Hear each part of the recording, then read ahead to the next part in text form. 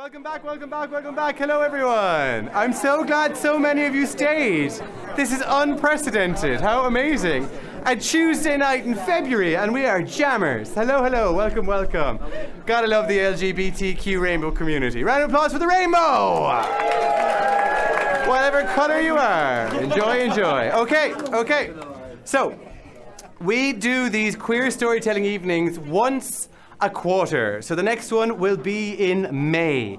And then in Amsterdam, as you all probably know, Pride comes in a different month to everyone else. It's June around the world, and here in the Netherlands, it's August. And during Pride fortnight, we will have 2 queer storytelling evenings here in the Mezrab.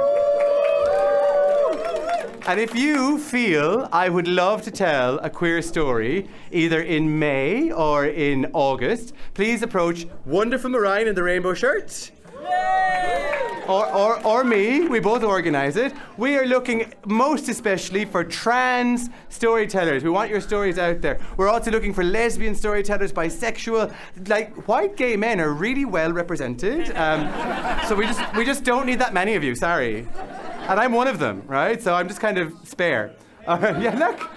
We have something new going on. In May, can we announce it already? Yeah. I feel this is entrapment. Nadine is going to be the next host. And we have a female host, a lesbian female host. Nadine! Nadine, do we have your consent? Consent is really important. We'll talk later, but round of applause for Nadine, our first female host of the Queer Storytelling Evening. Yes, Nadine!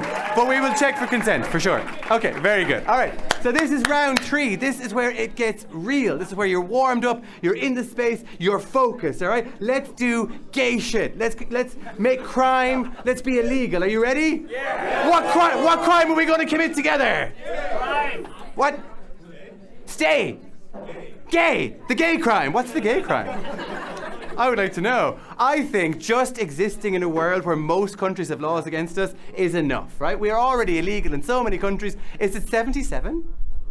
Is it 74 now? Over 70 countries want to lock us up, and I would like to be for a month or 2, but after that I don't think it'd be so cute.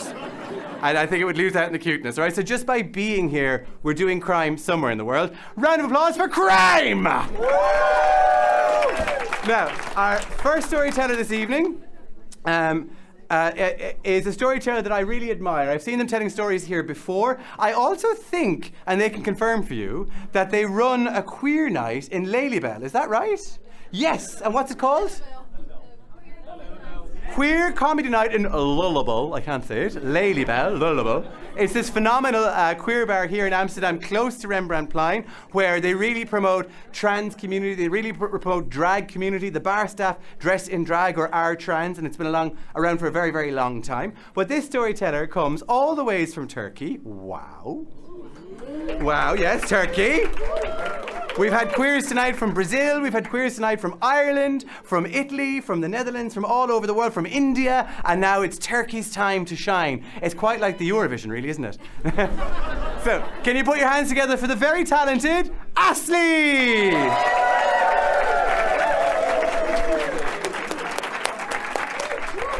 I should give you a hug, sorry. Good luck. Yeah, give me the hug, yeah, for sure, yeah. I'm always in for hugs. And unfortunately, Turkey is not running for Eurovision anymore. But I am volunteering for the 2025. I think I will be a good singer there. Yeah, we will see. But I'm very happy today, but I was also very happy when Joseph told me that the theme of tonight is queer love. Because hello, I'm a lesbian. And I love love. I am in love with love. And I am so in love with love, and my friends call me a love folk. Let me explain you one thing. So one night I was sitting with my friends, having some drinks, some food together, and then one of them, they are also queer. They said, I can speak 5 languages, just out of nowhere. Turkish, English, German, Dutch, and Turkish Sign Language. And I got very excited, you know. I was like, Bibi, this is their name. Bibi, so to say I love you in sign language, we do this, right? And they were like, darling, I like your enthusiasm. What is this? So you understand my point, right? So as queers, many of us, if not all of us, are asked by this question, when did you notice that you're queer? Right? And honey, we were born this way. Yes. And I was born this way, but really this way. I was just the compressed version of this. I call it Asli.zip. I have one picture of mine, like when I'm like 1-2 years old. I have a very serious face, like very serious face. Apparently somebody asked me to use my hammer to drive a nail or something. I'm there, you know. And I have the same hair as an anime character. It didn't change at all since I was born. In that photo, I am wearing a flannel shirt. Yeah, the lesbian armor. Yeah.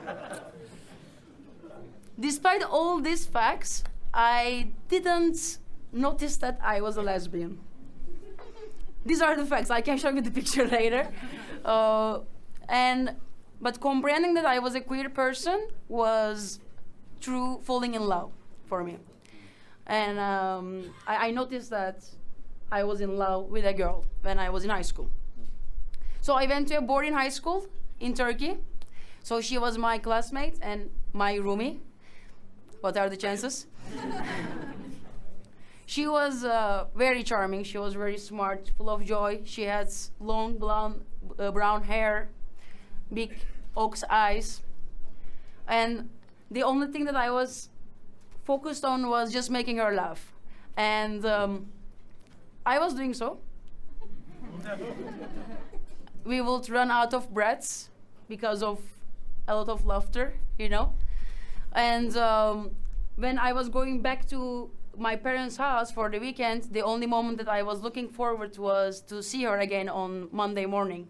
And when we saw each other again on Monday morning, we would just run towards each other. She would run like this.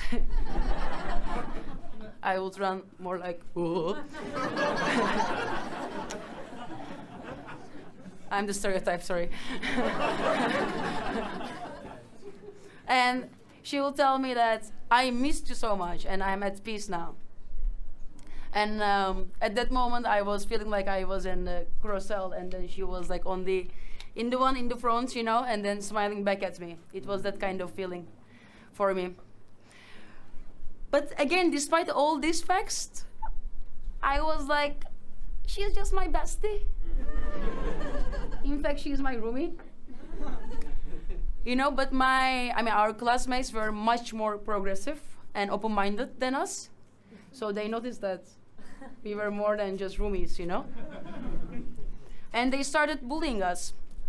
One time, yeah, she was sick, and I was reminding her that, you know, when she should take her antibiotics. Yes, it's not happening in the Netherlands.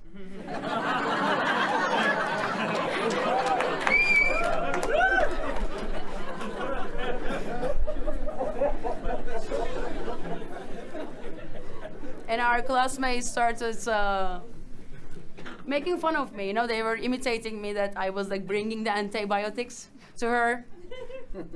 Yeah, and yeah, I was feeling that, you know, I was like cornered by 4 bumper cars, you know, and I couldn't, you know, let go. I wasn't let go until the time was up to enjoy myself.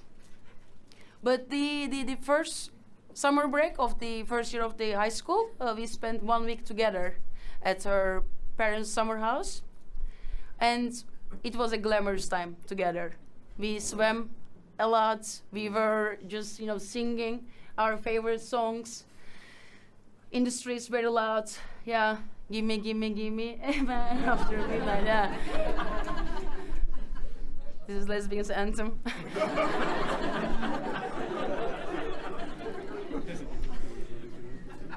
Thanks, Abba. And we even shared our first and very, very short-lasted kiss, even that summer. Then 1 week later, I went back to my parents' house, and I started contemplating about our moments together. And I noticed that I'm a lesbian. I definitely had the gay panic. Since then, I'm gay, and I'm still panicking. Ugh, yeah. But I thought to myself that I should express what I felt about her. I should express, these feelings to her.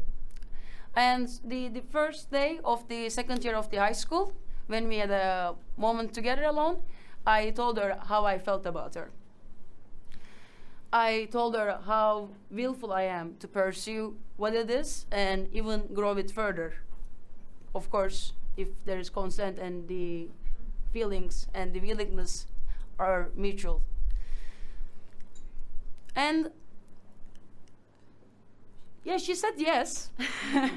But I didn't know that I had a 4 years long free ticket for a roller coaster. Yeah, she said yes, yeah.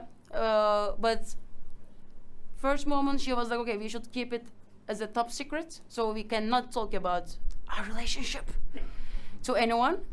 But then next moment I was accused of being a coward. I was apparently too masculine, and this was apparently disgusting. So she should date boys to not give it away to outside world.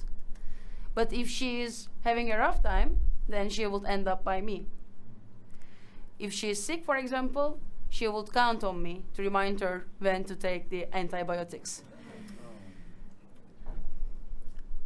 And when I wanted to end things, she would apologize me and even beg me to forgive her for her wrongdoings, and wanted me, to continue. And when and she was saying that it will never happen again, but I wish actually she was doing the same wrongdoings, because when I was convinced to continue with her, then she was always coming with more of this.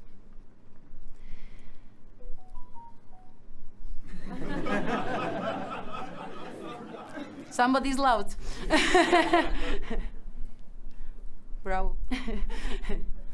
And I couldn't end this relationship because I was convinced and conditioned that I can not be loved by someone else. I had to make that one work. Otherwise, I will die alone. Because for me, at that point, I was thinking that there are two lesbians in the world. It's me and the Ellen DeGeneres.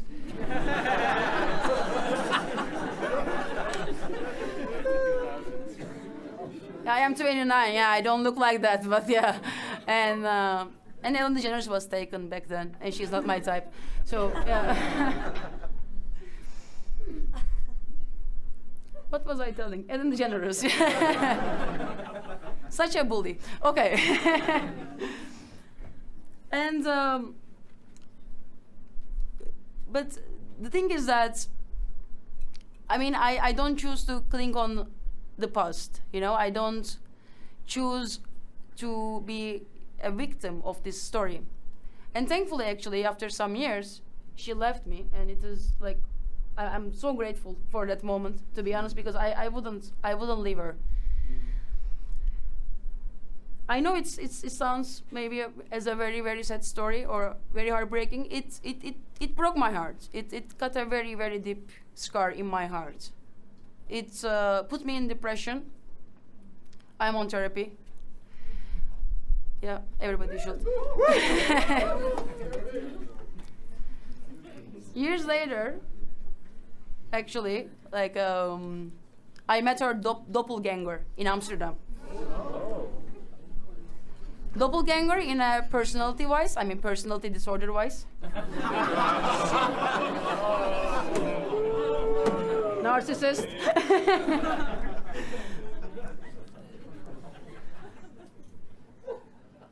And despite it was like very appealing and I really wanted to make it work, I said no.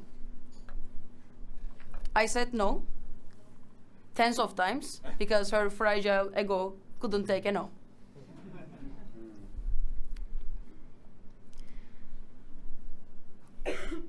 So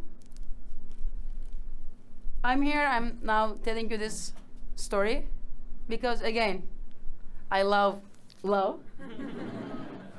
You know, and being queer means most importantly to me to show up as who I am. To show up with all my rainbow of colors. To be in the arena, even if my face is marked by blood, sweat, or dust. And being queer also teaches me and challenges me to love myself as who I am. And maybe even as a more tricky way, it challenges me that I should receive love as who I am.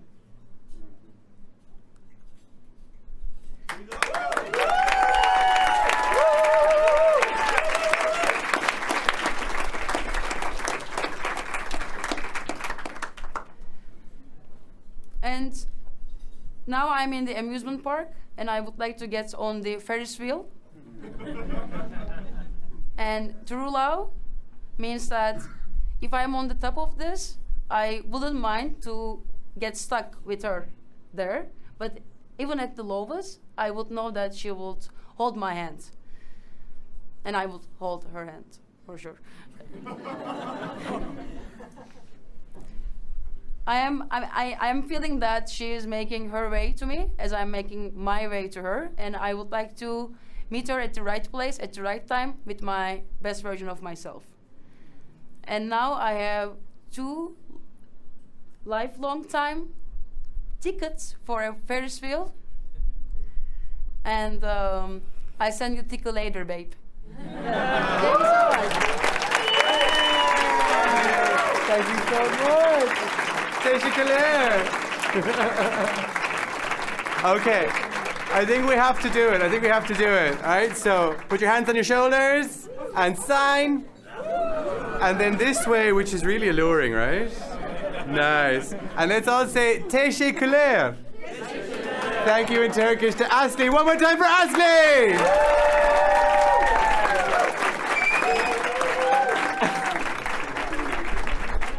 So I failed to mention as well that Asli is gender non-binary. Woo! Round of applause for gender non-binaries! Okay, very good. So this thing, I think it's so powerful, saying no, right? As queer people in the world trying to survive, we often become people pleasers because we want to fit in and we want to survive. So we say yes, yes, yes, yes, yes. And sometimes we get into toxic situations for far too long. So the power of no is really, really powerful. Let's say it together. 1, 2, 3. No! Now say it like you mean it. 1, 2, 3. No! Very good. Are you ready for the next storyteller? Yeah! Oh, you flipped very quickly to people please. Oh, queer trauma. Okay, very good. Put your hands together for the next storyteller of the evening, Rodney! It's his first time. He's never done it before. Woo! Woo!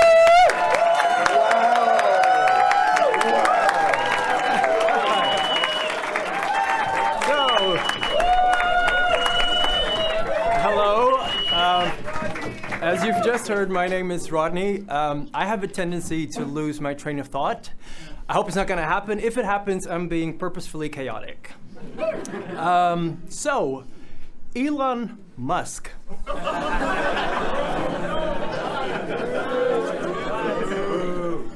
I think we all know who that is. There's a lot of things that we could discuss right now, but I just want to highlight this one thing with his plans of facilitating space traveling, recreational space traveling, and moving people to Mars and stuff like that. Like, I always wonder what that's going to be like.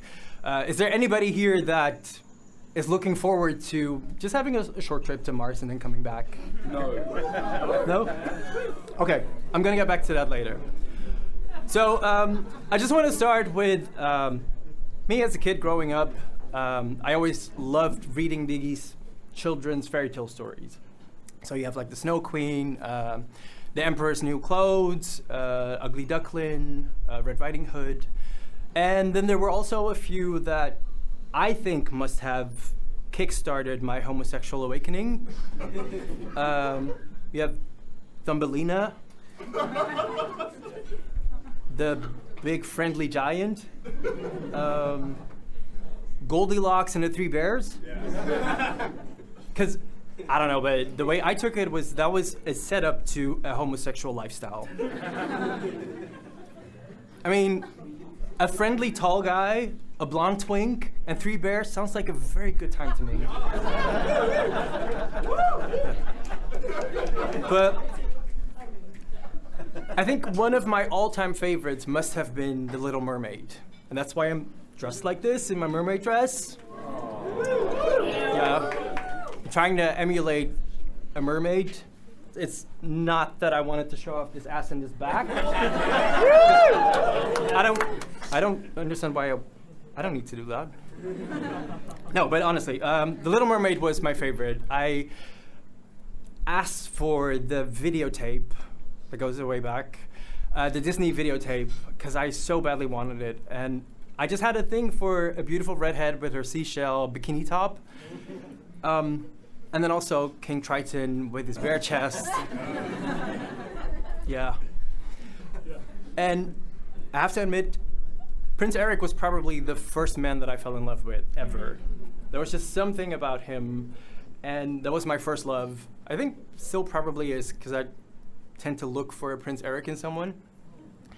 But then miraculously in my life, I did find my Prince Eric, and he looked exactly like him. It's like uncanny. And he taught me like beautiful things in life. He made me feel accepted, like I was allowed to be who I am.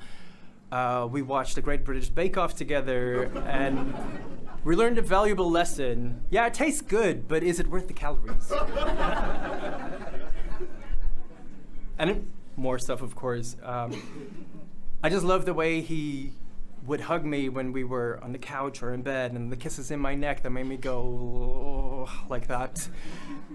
Like, we traveled the world. He took me many places that I never thought I was going to be. And then, like any story, this fairy tale sadly ended.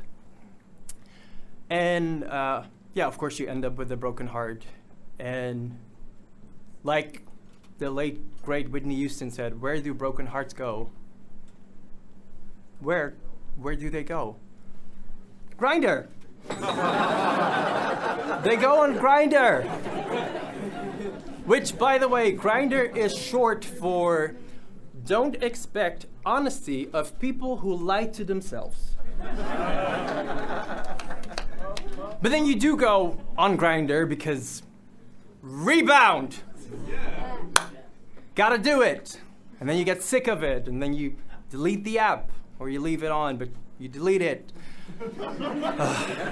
And then that inner slut awakens with a ferocious hunger like never before. And then you get sick of it again, and then you delete the app.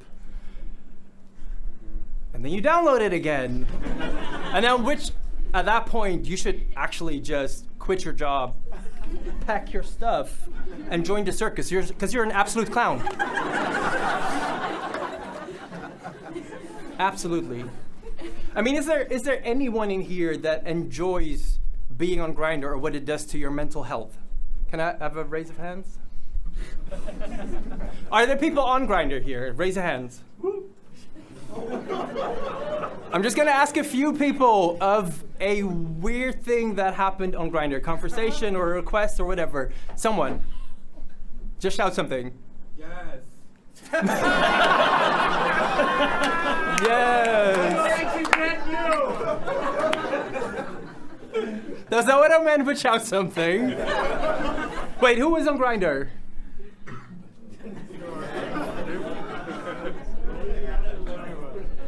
What was the weird thing that happened to you on Grindr? Me. Okay, so I installed Grindr, and 5 minutes in, someone texted me and asked me to stomp on his neck with high heels, and I was like, okay, if you're into that. Wow. See, it's those things. It's those things that make me wish that there's a handsome, intelligent life form on Mars. No, really. It's stuff like that. And I hope that if there is, and this whole thing of space traveling is going to happen, that Elon Musk is going to have economy class and cheap seats, because I'm ready to take off here. I'm done. Thank you for your time. You were marvelous. Thank you so much. Thank you. One more time for Rodney.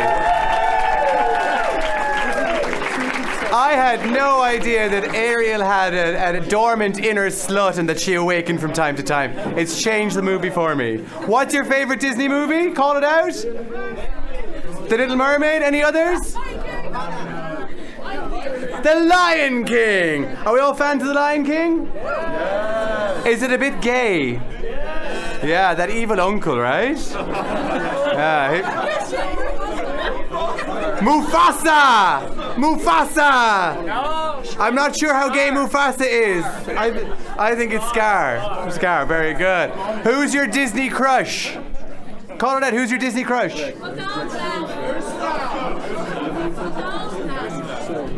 I don't know what it is. Shh. We have volunteers over here. Who?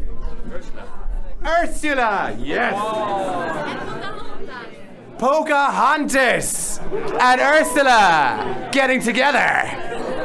Very good. All right, let's not ruin Disney anymore. Though. The power of nature. The power of nature. No, Ursula and Ursula. Very good. Okay. So I'm just filling time now so that the last storyteller's ready, and I think they are. Are you ready? Yeah. Ladies and gentlemen, it's very sad news. This is the last story of the queer evening. Oh no! Have you had a good evening? Yeah. Have you awakened your inner slut? Very good. Will you come back in May? Do you want Nadine to host? Very good. You're so lovely. Okay, put your hands together for the last story of the evening. This story is phenomenal. It's gonna knock your socks off. 1, 2, 3. Hands together for Shiv. Way!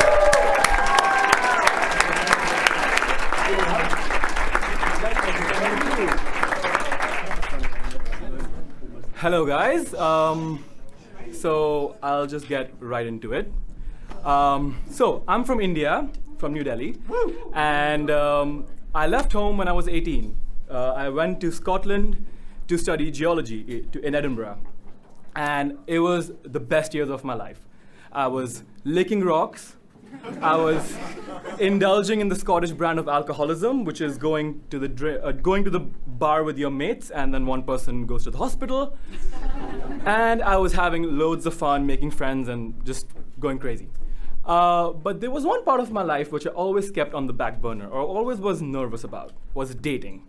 I didn't want to talk about dating. I didn't want to go on dates. I just wanted to drink and lick rocks. In high school, I had a girlfriend, and it was a really nice relationship. We held hands, we kissed sometimes, we went for nice Bollywood movies. The Bollywood movie appropriate amount of intimacy was there. But, there was a big but. Whenever I heard a beautiful Scottish man talk in their beautiful Scottish accent, I couldn't help myself but go, fuck me, literally and figuratively. So sooner or later, I tiptoed out of the closet and I told my friends, my close friends, I'm gay! And they all were lovely, and we all had a big hug and a big cuddle, and my life was even better. So I was licking rocks, drinking copious amounts of alcohol, and being a total slut. And unfortunately, these undergrad years came to an end, and I decided to do my master's here in Utrecht University. That's how I ended up in the Netherlands. But I had to defer my master's. And I went back to India for a year. And that is purely because of my melodramatic Indian mother. You haven't been home for 4 years. I'm gonna die. I'm so sick. She was 48 and completely healthy. But I'm a good son. I'm a good Indian son. And I went home just to reconnect with friends and family. And I wanted to do a job. And I wasn't gonna be a normal 9-to-5 desk person because I'm the cool Europe return kid, So I ended up joining this food tourism company where I was showing around mainly Western tourists around Old Delhi, which is the old part of Delhi, very chaotic, very beautiful. And I would show them the street food culture of Old Delhi. Like I opened their world and opened their minds to spices, opened their minds to the sights and smells. And in the mornings, they would open their buttholes. Because of the food, not because of anything else. Get your heads out of the gutter. So I was, and on the same time, I was out and about now and horny. So I was on Grindr, on Tinder, on Bumble, just swiping away, talking to Delhi men, going back to the roots. But in all of that, I ended up getting along with this guy called, can't name him. This guy from El Salvador, let's call him Mr. Salvador. So I know, right, Mr. Salvador in Delhi, what are the odds? But he was there, he was an expat, and we got along pretty well. And I started going to his house in the evenings. We were getting along, the sex was fire basically. And life was great. So I was making white people shit in the day, and I would go to Mr. Salvador in the evenings.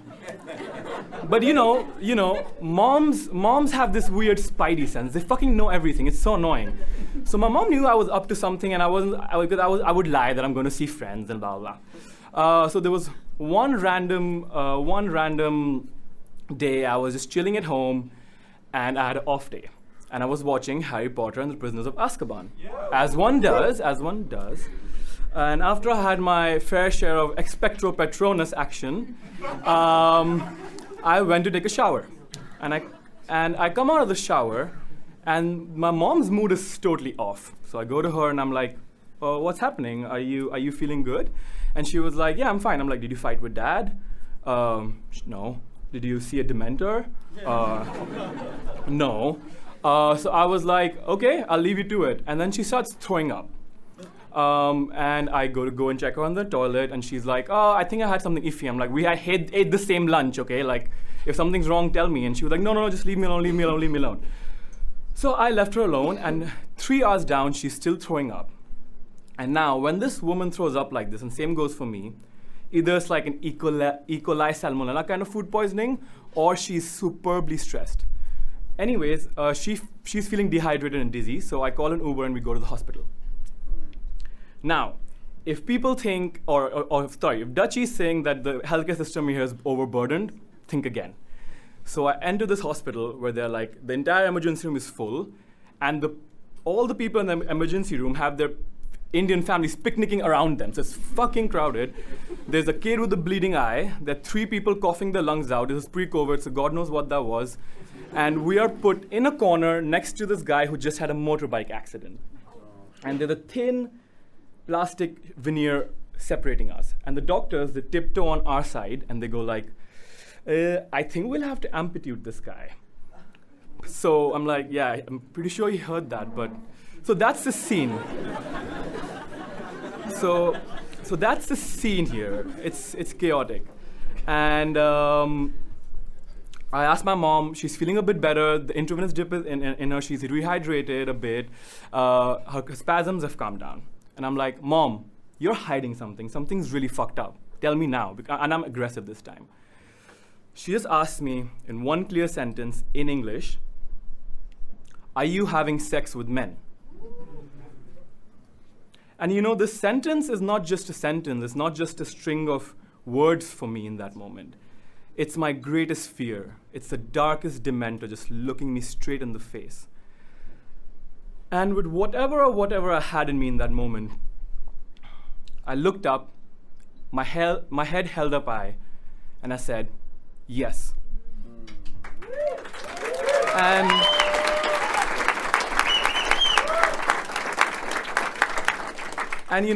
someone said, the truth will set you free.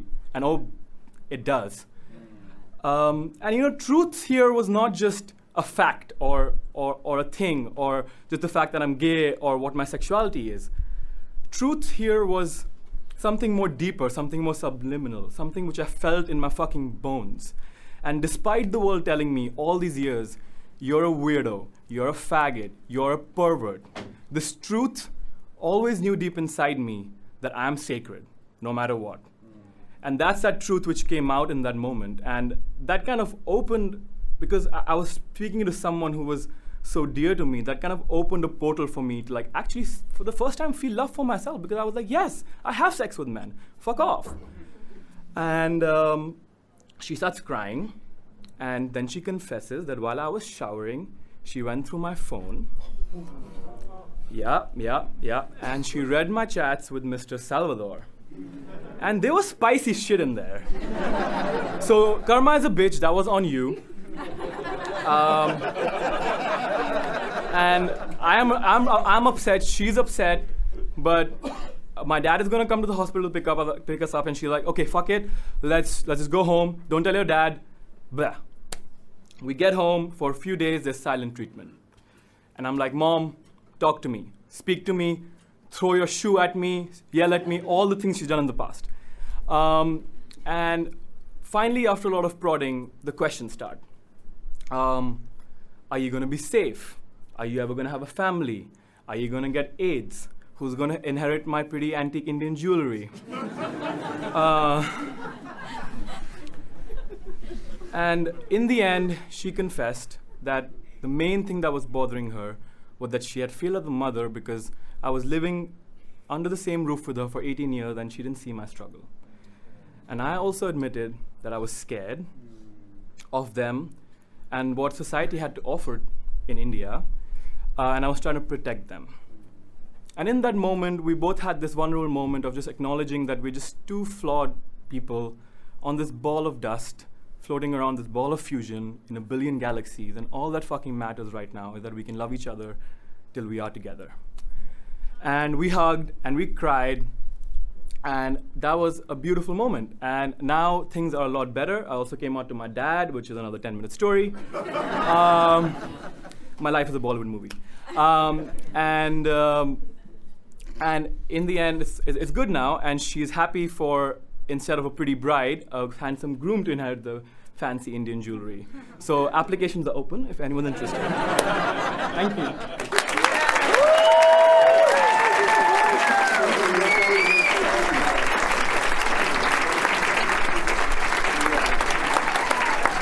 What a beautiful story from Shiv.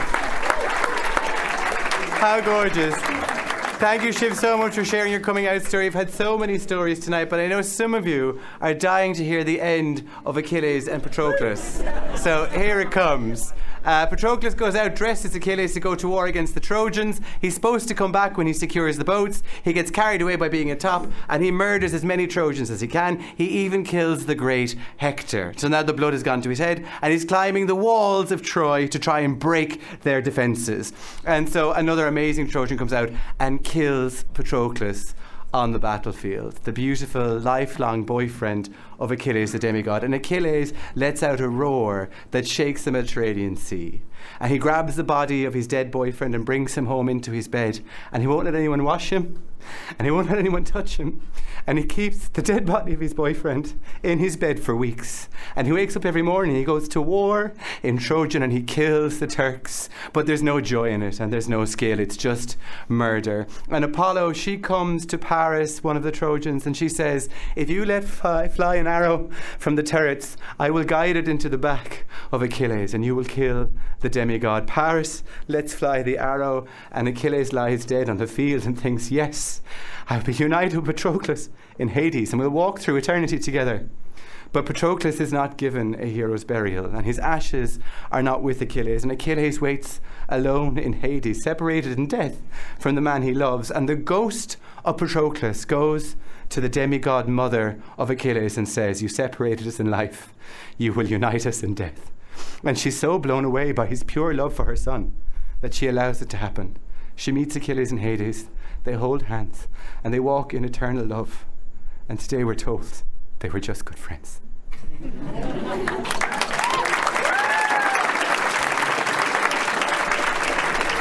You have been phenomenal.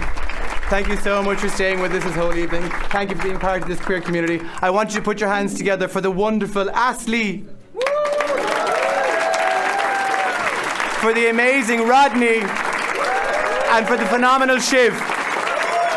We'll see you all in May. Good night and God bless.